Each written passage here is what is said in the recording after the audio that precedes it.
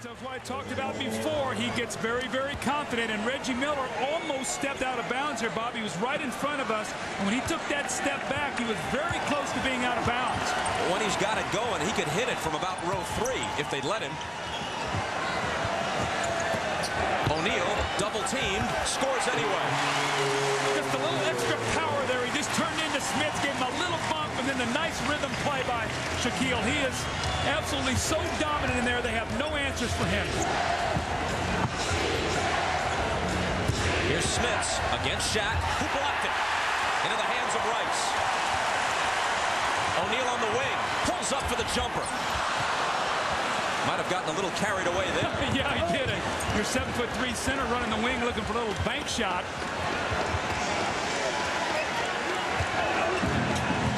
Dale Davis backing in on Rice, and a whistle.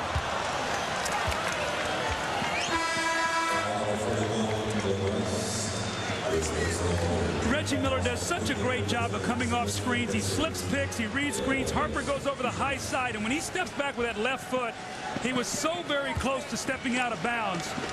Watch here is his left foot, but look how close he was to stepping out of bounds there. And Reggie is at the master of doing that little scissor kick and shooting the basketball. After Glenn Rice's first foul, Dale Davis misses the first free throw. You can log on to MSNBCSports.com and click on Showtime Online for in-depth coverage of the NBA Finals. Check out video analysis from Steve Jones and Bill Walton, plus an interactive display. MSNBCSports.com, the official website of NBC Sports. Smits out, Perkins in for the Pacers.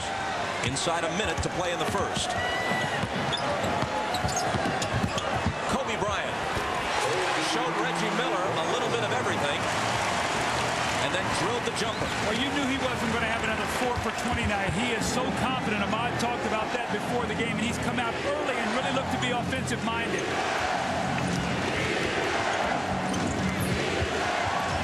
Sam Perkins. Shaq again comes out on him. Jackson a long three. McKee got a piece of the rebound, but it winds up in Horry's hands. Last shot should belong to the Lakers.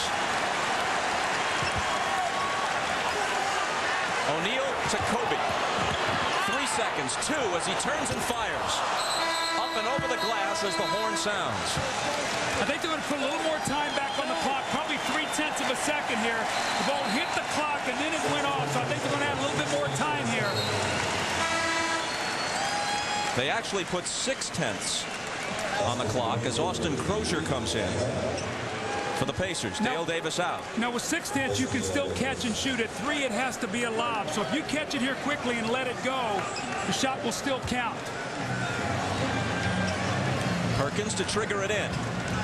Jackson turns, fires, and hits! If you're the sort who believes in omens, mark that one down.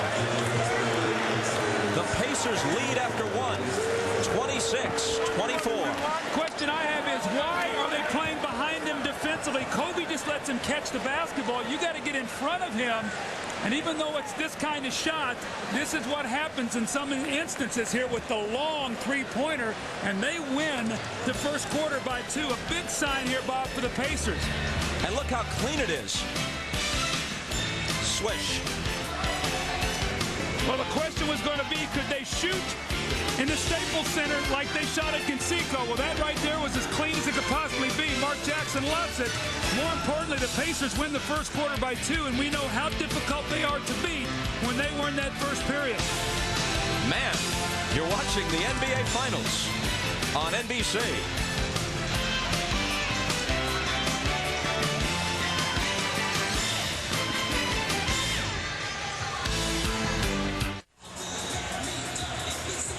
Mark Jackson is an ordained minister. At the end of the first quarter, he threw up a prayer, and it was answered. You see, nobody's guarding the basketball, and they just sort of quit on the play. Kobe allows him to catch it. And as I said before, you can catch and shoot with 0.6. You have to make the guy work to get that shot off. Mark Jackson very happy as he goes in, but we wondered what kind of shooting Indiana would come out with. They're 11 for 22, 50%. The Lakers shooting only 39%. More importantly, Kobe and Shaq are a combined 6 6 of 17. So a good start here for the Pacers, and the Lakers right now not shooting the basketball well at all. If Indiana can clamp down on some of the Lakers' second chance points, they have a heck of a chance to win this game. Reggie off the screen for the pop. He thought he was fouled, doesn't get the call. Crozier tipped it to the side, and it went off Shaq's hands. Now we've seen Austin Crozier come in and immediately be aggressive anytime he's come into the game throughout the whole series. They've run isolation plays for him, and Robert Horry has struggled to guard him. Let's see if they go to Crozier here early to get him established in this game here tonight, Bob.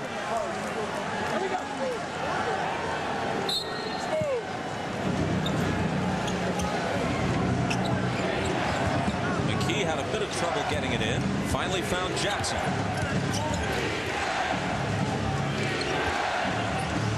Reggie trying to shake Bryant Shaw and hits the running one-hander. He loves those little floaters. We saw one in the first half where he got in the lane, the little painted area in the curl. That time the little running one-footer.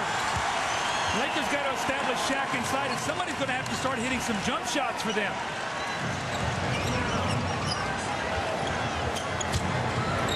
Will it be Robert Horry? No, he gives it up to O'Neal. He went for .1 rather than .2, establishing Shaq inside. They'll allow the perimeter game next time, maybe.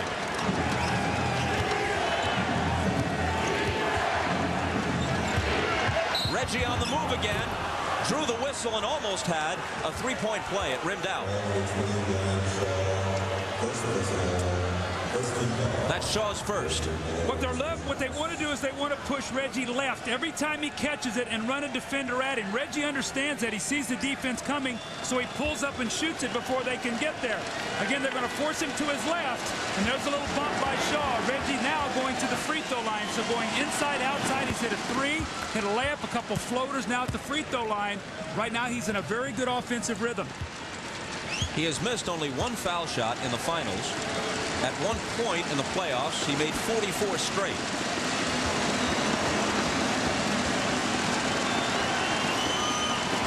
Indiana by 4. Now, we saw Tiger Woods yesterday hitting that golf ball and the sound that comes off that club. Well, you know what? Reggie's got that same sound as a shooter. That ball hits that net, that swish. That's music to a shooter's ears. Horry against Crozier. In the paint for Shaq.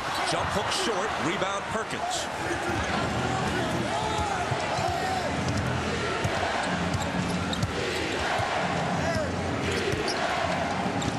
They're really going at Bryant Shaw here now. If Reggie drives middle, be aware of Mark Jackson. He's going to be open.